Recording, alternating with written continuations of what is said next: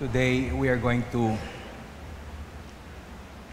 try to study and try to learn a very important lesson in our life. Isa ito sa mga lesson na hirap din ako ituro because the lesson today is about humility. And the problem with this lesson is lahat po tayo who are trying to learn humility or trying to teach humility, lahat tayo may bahid ng yabang. All of us. Lahat ng tao.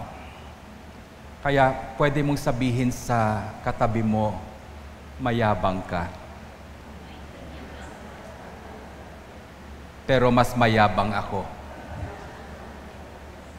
Amen. So we will just learn from the Lord, open our heart, our mind, pakinggan natin ito. Pero as I stand before you teaching about humility, kasama nyo rin ako, I'm still a student. Pareho tayo estudyante dito. You have to learn humility. One of the things na talagang nagbibigay lungkot sa buhay ng tao, yung pride natin. The more you have it in your life, the more your life will become miserable. Meron tayong bahid. Yung iba, kukonti na lang talaga yung pride na natitira. Pero meron pa rin. Yung iba naman, talagang hanggang dito yung yabang. Okay? Yung pride. And it becomes a stumbling block for us. Pride becomes a stumbling block for us in our walk with God. Palagi tayong natatalisod pag meron tayong pride sa puso. Pride can also blind us. Nagiging bulag tayo sa katotohanan. Minsan sa sobrang yabang natin, nakikita natin yung mali ng ibang tao, pero yung mali mismo natin, hindi natin makita talaga. Okay? That's what pride does to us. It makes us blind to the truth. And so if we are blind to the truth, we will also become blind to the beauty. Yung kagandahan, yung kabutihan na inilagay ng Diyos dito sa mundo, hindi rin natin makikita if we cannot see the truth. You see, it makes life miserable. Kaya tinuturo talaga sa Bible na alisin talaga yung pride sa buhay natin. But how can we do that? Okay? How can we remove that? And so we will learn from what the Lord is giving us today, from the Gospels. May mga lessons, no? But if we will also see humility in other people, we love it. How many of you really love a person who is humble? Masarap kasama yung taong humble, di ba? Maganda ang humility pag nakikita mo sa ibang tao, pinapractice. Pero pagdating sa sarili mo, ayaw mo. Okay? So it's one virtue that we love to see in other people, but we don't exert effort to practice it ourselves. Okay? So we will go directly to the gospel today. Pride is destructive. Sabi nga sa scriptures, pride goes before destruction. Palagi kong sinasabi yan, pag naka-encounter ka ng mayabang na tao, dalawa yung reaksyon mo. If you encounter a very prideful person, there are two things will happen to you. You get angry. Bakit ka nagagalit? Kasi natatapatan yung yabang mo rin. Okay? Only proud people are angry with proud people also. Okay? Pride also would cause us as a people to turn our mind and our heart towards ourselves and not to other people. That's why it destroys us. You know, pride makes you think of yourself more than you would think of others. Pride easily would lead us to sin. Our pride will also lead us to embrace sin. Inayakap natin yung kasalanan natin at ayaw nating bitawan dahil yan sa pride natin. So pride goes before destruction. Pride will cause us to be unhappy in life. And so we should not allow pride to take control of our lives. Dapat tanggalin natin yan. Our gospel today, Jesus warns us of two things. Two forms of pride. Tinatawag natin. Expressions of pride. Okay? Number one is hypocrisy. And the second is entitlement. Yung pride kasi, maraming anak yan. If you harbor pride in your heart, nanganganak yan. Araw-araw. Kaya pag hindi mo tinigilan yan, hindi mo tanggalin yung pride sa puso mo, at the end of the year, isang barangay na yan sa puso mo. Dadami yan. Okay? But we will just discuss two. Dalawang anak ng pride. Yan ang pag-usapan natin, and this is what the gospel is talking to us about.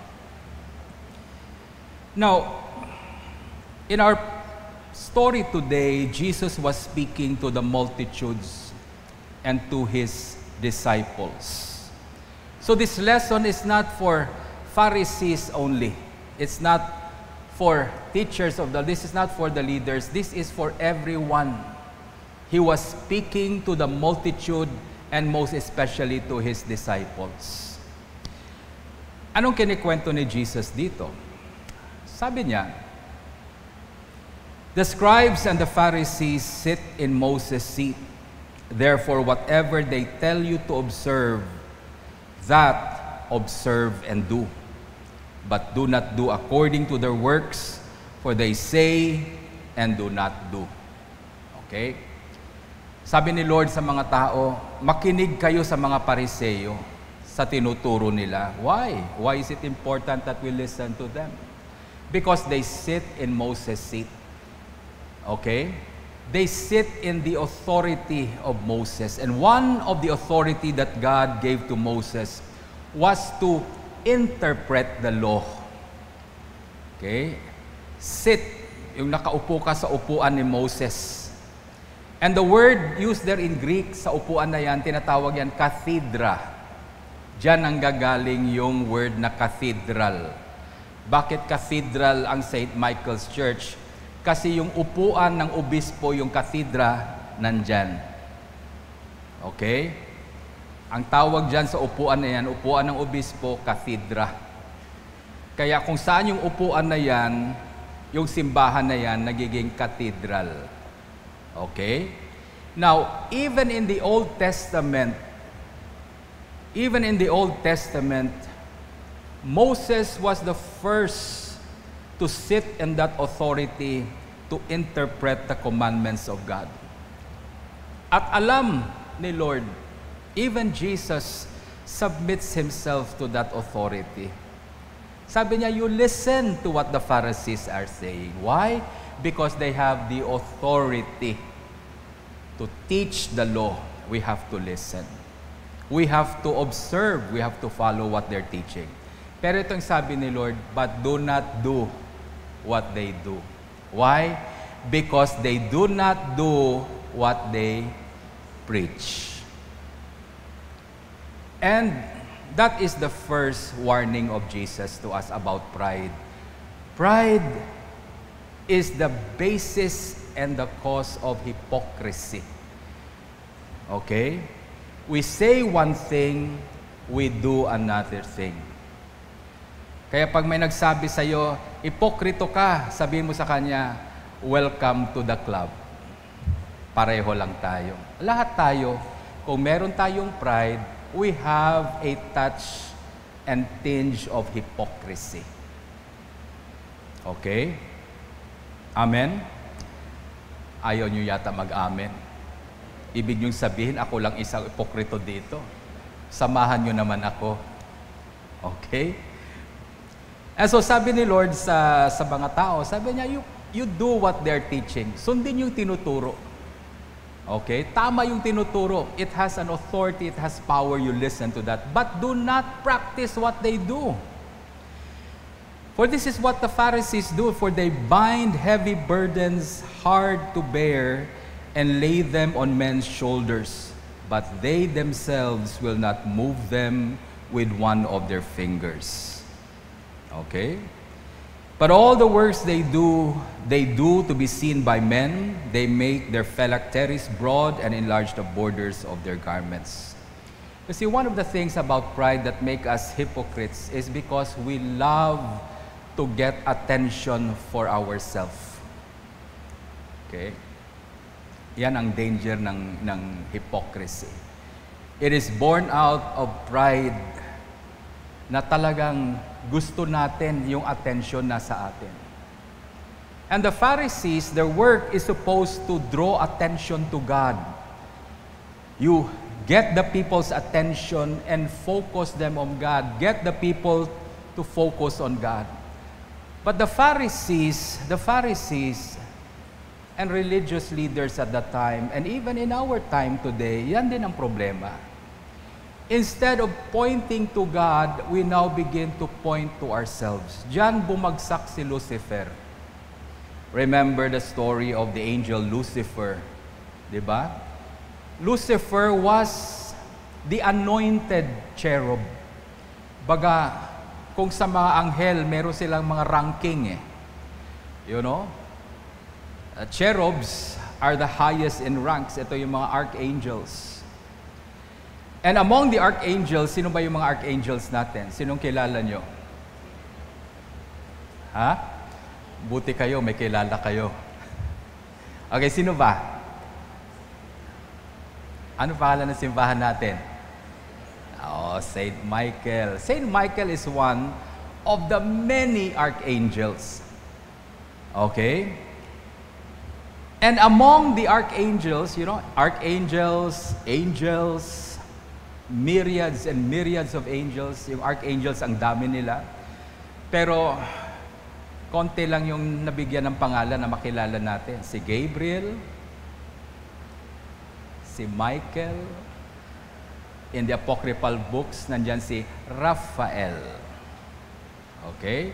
Some of the Jewish texts, they have Uriel as one of the archangel. Marami sila. But the greatest and the highest of them all, sino? Ayon, si Lucifer. Okay? He was the anointed cherub. He was so high and lofty among the angels that he is the one in charge of the worship of God. Nandun siya sa throne room. He stays with God all the time. Yun ang trabaho niya. And he brings the worship of everyone to the throne room of God. That's why, ang nangyari kay Lucifer, pumasok yung pride. Spiritual pride. And we know what happened to Lucifer. Isang araw, pumasok yung pride sa puso niya. From Lucifer, naging Satan na siya. He became an enemy of God. No? Satan means an enemy of God. Okay? So, yung pride na sinasabi dito na tinuturo sa atin, okay? Ano nangyari kay Lucifer? Instead of drawing attention to God, he started to draw attention to himself. Nag-umpisa siyang iniisip niya ang Diyos palagi. Everything that is being done in his life is focused on God. Until one day, tiningnan niya ang sarili niya at sabi niya, napakaganda ko talaga. Okay? And sabi niya, I am going to ascend and I will become like God. Hindi niya sinabi palitan niya ang Diyos. Sabi niya, papantayan ko lang. Okay? And that is where he fell. The first sin ever committed was committed not on earth, but in heaven. Okay? And that sin is the sin of pride. That's why pride is the capital sin. Amen? Of all the capital sins, yan ang pinaka-capital. Pride is the capital sin, and we have to avoid that, because if pride can destroy an angel, just imagine kung meron ka rin yan. Sisirain ka rin yan. It did not spare Lucifer. He fell. An anointed cherub of God fell because of pride. Tayo pa kaya? Okay? You see, that's what's wrong with hypocrisy. Hypocrisy begins in taking attention to yourself. Getting people to focus on yourself. Instead of pleasing God, mas gusto natin yung piniplease natin yung ibang tao. Why do we please other people? So that we can get their attention. We can get them to focus on us. Amen? So the praise of men now is more important than pleasing God Himself. Yan ang hypocrisy. Yan ang pinakaugat niyan. And Jesus is warning us, avoid this sin. Okay? The sin of hypocrisy. Pretending to be what we are not. Because of pride, we cannot accept the truth of who we are. Hindi natin matanggap ang katotohanan tungkol sa sarili natin. That's why, ang panglaban talaga sa pride, there is no other way to fight pride and to get rid of pride. It's humility. Yan lang. You can never remove pride unless we humble ourselves before God. So the first form of pride that we should avoid, and we should practice the virtue of humility para mawala yan, is hypocrisy. Pretending to be who you are not. One time, I was invited sa isang church. I went there. And I was introduced to the leaders of their parish council. Nakita ko yung parish council nila, puro babae. Okay? And I know, yung mga babae na yon na leaders ng parish council, nagtatago sa makapal na makeup. Ayaw nilang malaman ko ang mga edad nila. Sigurado ako, lampas na sila 60. Kasi ang kapal na ng muka. Linagyan ng makeup para magmukhang 16. So I was introduced to them. I was really surprised kasi puro mga senior citizen. Nung pinakilala sa akin, Father, ito yung namin, leader sa ganito, sa parish community, tinuturo sa akin. Puro mga senior citizen. Pero ang mukha nila para mga 16 years old lang. Yung isa, naka-crop top pa. Alam niyo yung crop top? Yung t-shirt na labas yung pusod. Nung nakita ko, sabi ko, ay, ang tanda-tanda nito, naka-crop top pa. Nilalabas yung pusod. Pati yung tahi ng cesarean, nakikita mo. You know? Bakit? Ayaw tanggapin ang katotohanan. They refuse to accept the truth. Na nandyan ka na sa 70 or 60 years old. Kaya naaawa ako minsan. Yung mga batang-bata pa, susuotan ng damit ng matanda. Bakit? Yung bata, 8 years old, susuotan ng high heels para magmukhang matanda ang bata. Kaya minsan hindi mo natuloy alam, bata ba o nano? Kasi nakadamit na matanda. Okay? Tapos eto naman yung mga matatanda, aba, magka-crop top. Susuot ng shorts na masyadong maiksi na short. Blue na yung legs. O, tawa kayo. Ano, nakuha nyo, di ba? O, bakit blue ang legs? O, yeah. Puno na ng varicose. Okay? We pretend to be who we are not. And ito yung problema ng mga Pharisees. The Pharisees, they were teaching the law of Moses, but they pretend to be following the law. Okay? But they are not following it. Alam ng Diyos yan. Instead of practicing the law and commandments of God, what they do is they practice hypocrisy. Instead of doing and observing what God tells them to do, they just pretend. Mas gusto nila. Why? Because they want attention to themselves. Okay? They please people. Ito yung sinasabi sa Old Testament reading natin ngayon. Yung mga prophets, yung mga priests, you know, they teach with a price. The prophet speaks with a bribe. Why? Because they're drawing attention to themselves instead of giving and pleasing God Himself. So we should avoid hypocrisy. Humility will allow us to accept who we are. Amen?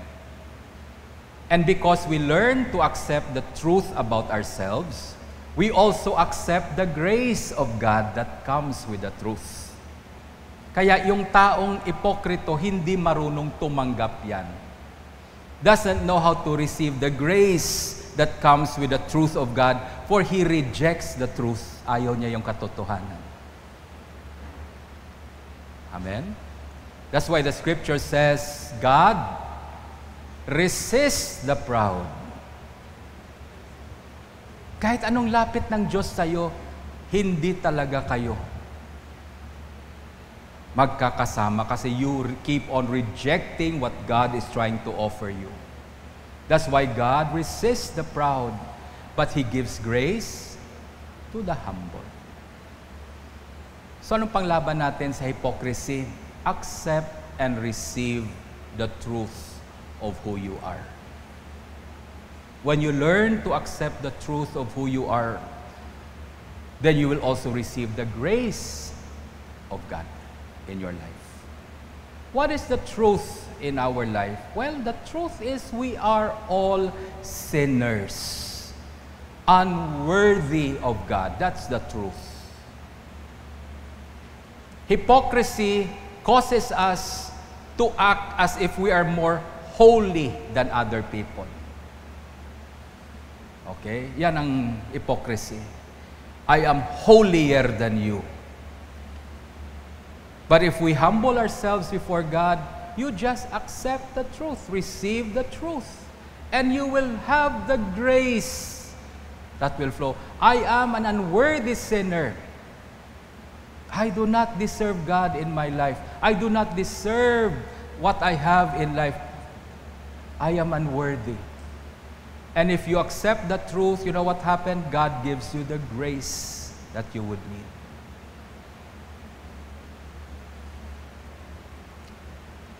The second thing that Jesus warns us today in the gospel, another form of pride, itong tinatawag na entitlement. And this is very common now in our society. Very rampant in our society. Ano yung entitlement? The pride and spiritual pride in your heart causes you to develop an attitude of entitlement. Ano yung entitlement na yan? You know, you begin to think that you deserve special treatment. Yan ang problema sa mga taong may entitlement. Naniniwala talaga sila that they deserve special treatment. Okay? Have you met someone like that?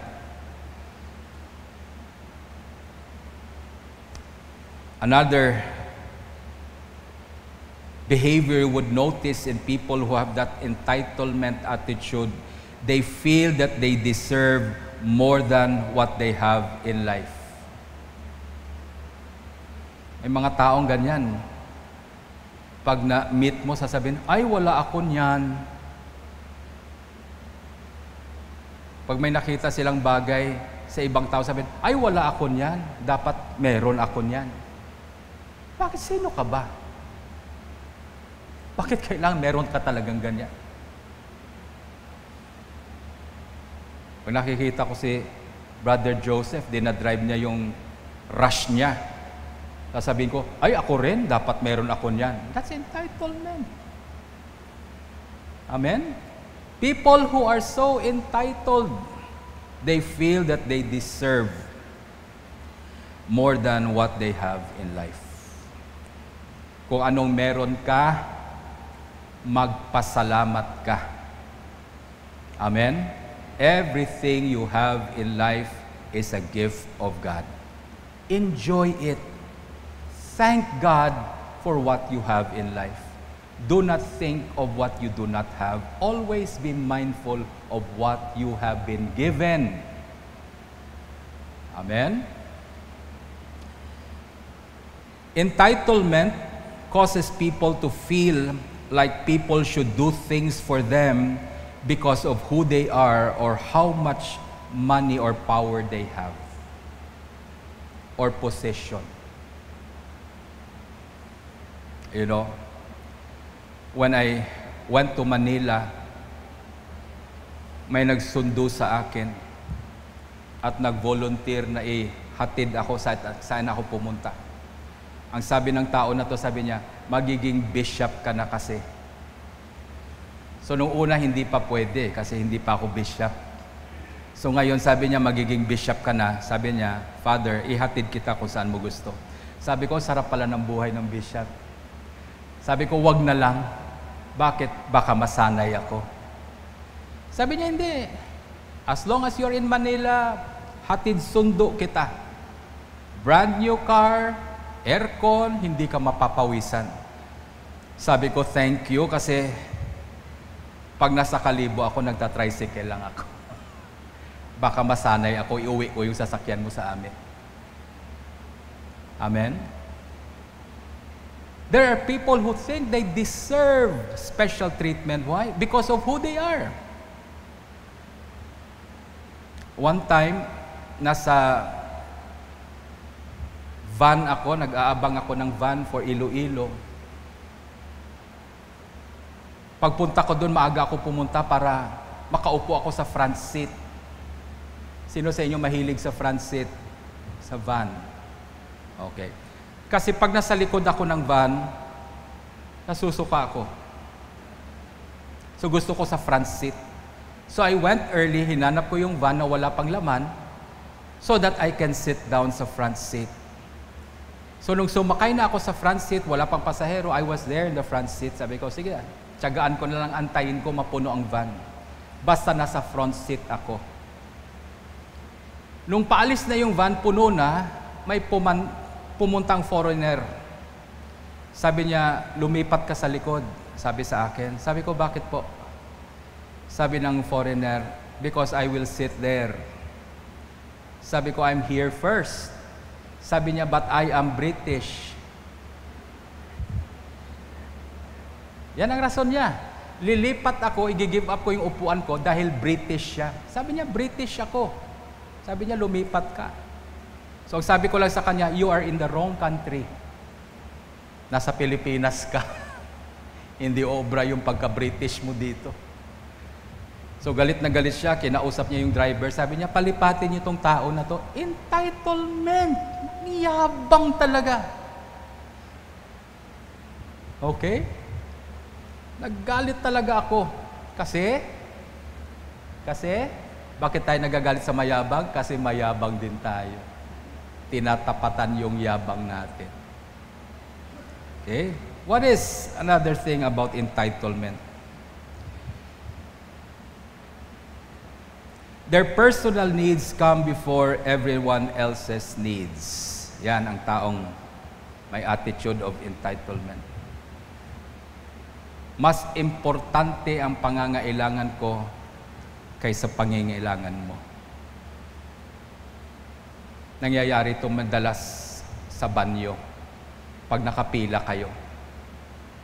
So habang nagpipila sa CR, lalo na pag public, lahat ng nakapila, nakaganyan. Diba? Habang nagpipila sa CR. Sa lalaki, hindi problema. Sa mga babae, kasi yung CR ng babae sa public, may cubicle, di ba? Yung mga lalaki, pag puno yung CR, pwede doon sa likod ng CR. O sa tabi ng CR. Doon na lang iihi yung mga lalaki. Sasandal lang yan sa pader. Okay? Ihi ka agad. Sabi ng nanay ko, parang aso. Ganyan lang yung paa. Yung mga babae, kailangan talagang pumila kasi sa cubicle. Kaya makikita mo sa mga public comfort rooms, sa mga mall, makikita mo yung pila ng CR ng mga babae, yung haba ng pila. So, sa lahat ng nakapila doon, gumaganyan. So, nag-aantay sila. So, hindi ko alam kung sumasayaw lang. Tapos, minsan, merong papasok dyan. Isa. Papasok yung isa. May babaeng papasok. Habang buhok. May yaya pa. Hindi na siya pipila. Dediretso na siya sa cubicle. Walang pila-pila. Pag sinita mo, ma'am, may pila po. Titingnan ka. Naiihi na ako. Walang pakialam. Bakit? Yung iba hindi ba naiihi? Sumasayaw na nga eh. Mas importante ang pangangailangan ko kaysa pangangailangan ng iba. You know, we encounter people like that. Entitlement. Yan ang sinasabi ni Lord. Huwag niyong gayahin yan. Huwag niyong i-cultivate yan sa puso niyo. Everything that you have in life is just a gift of God. You do not deserve anything. Amen? So those are the two things we need to avoid. Hypocrisy is pride. Trying to please yourself more than you would please God. Pleasing others to draw attention to yourself. Entitlement is pride. Lifting up yourself above everyone else.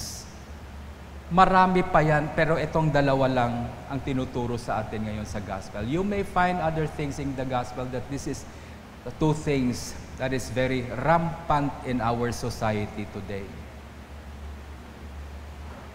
And we need to avoid these things. So how do we do this? How can we combat hypocrisy? How can we combat entitlement in our life? Well, the only way to do that is cultivate the virtue of humility. Wala nang ibang paraan po. We have to convert. Okay? And cultivate humility in our life. So how do we do that? How do we cultivate humility? Again, two things. Pray. Pray. Spend time in the presence of the Lord in prayer. Bakit? Pag ikaw ay pumapasok sa presensya ng Diyos, madalas, you get to see who God is. God is a great God. And when you encounter the great God, you will always feel small. Mangliliit ka. That's why a person who comes to God in prayer and spends time in the presence of the Lord in prayer, that person will have a good perspective of who God is. Minsan kasi hindi tayo nagpipray, we don't spend time with God. Ang tingin natin sa sarili natin, mas malaki na kaysa Diyos. We develop a different perspective of who we are. But a man who spends time in prayer in the presence of the Lord will get to see who God really is. Araw-araw pag nasa prayer ka. Kaya yung mga Pariseyo, They're so hypocritical. They say long prayers pag maraming tao. Pag maraming tao, naku, haba ng prayer nila. Bakit? Nagpapasikat. Pero pag sila lang mag-isa, they don't even pray. They can't even stay long in the presence of God because it confronts them. Because in the presence of the Lord, you will get to see that God is everything and you are nothing. Yan ang maunang mararamdaman mo. Pag nasa presensya ka ng Diyos, manliliit ka talaga. It humbles you to be in the presence of a great God. That's why proud people don't pray. They don't spend time with God. Nagpe-pray lang yan pag maraming tao, nagpapasikat. But when they're alone, they don't pray anymore. So this is one way you can evaluate your heart. Am I proud? Am I a hypocrite? Tingnan mo yung prayer life mo. Do you spend time alone with God in prayer? If you do that, it will cultivate the humility you need to combat hypocrisy. Okay? Amen? Second thing, how to cultivate humility. If God begins to humble you, don't run away from it. Huwag kang tumakas. One of the things na mangyayari sa atin dahil mahal na mahal tayo ng Diyos, pag mayabang tayo, may araw ka talaga. Sabi nga ni Bishop, if you are proud, be prepared for a put down from God. Hindi ko makalimutan yan, sinabi ni Bishop. Be prepared for a put down. Kaya pag may nakita akong taong mayabang at nag-uumpisa ng mainis ako, eto lang yung sinasabi ko, may araw ka rin. Okay? Yan lang sabihin mo. May araw ka rin. Kung si Father Nonoy pa, wa pa man na kasamit drait bayo sa Diyos. Mga mayayabang na mga bata, di ba?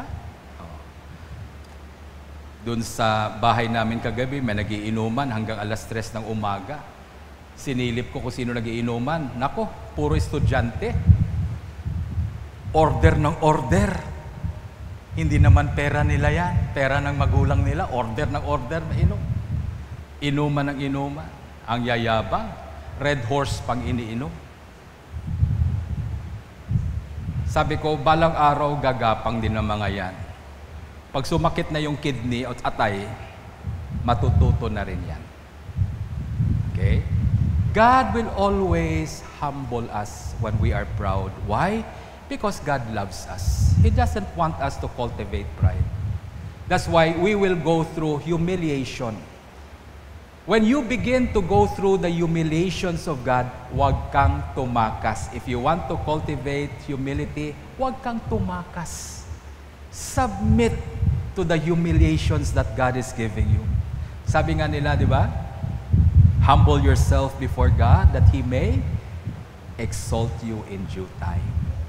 So how do you humble yourself before God? When God begins to humiliate you or humble you, don't run away. Don't get out from the humiliation.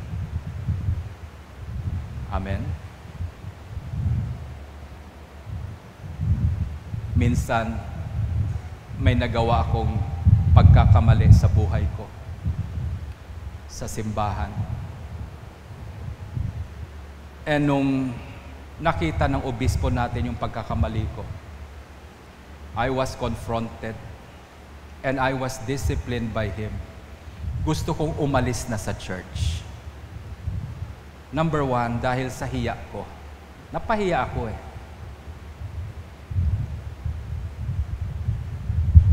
Sa sobrang hiya, aalis na lang ako to avoid. Eto sabi ng obispo, huwag kang umalis. Harapin mo yung pagkakamali mo. Sabi ko, Bishop, nahihiya ako. Sabi niya, tiisin mo yung hiya mo.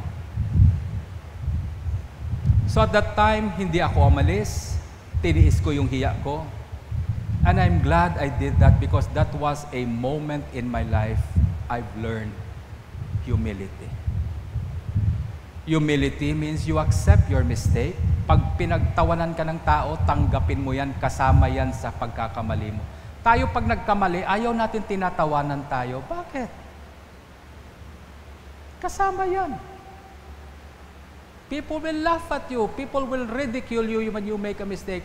God allows that so that you will learn to humble yourself. Huwag kang tumakas. Harapin mo yan. Tiisin mo yan until the day God exalts you. So those are the two things we need to avoid. Avoid hypocrisy. Avoid an attitude of entitlement. And cultivate the virtue of humility to fight off these things. And how do we do that? Spend time in the presence of the Lord as often as you can. Second, when God begins to humble you, do not run away from it. Stay at that moment. Amen. So all stand.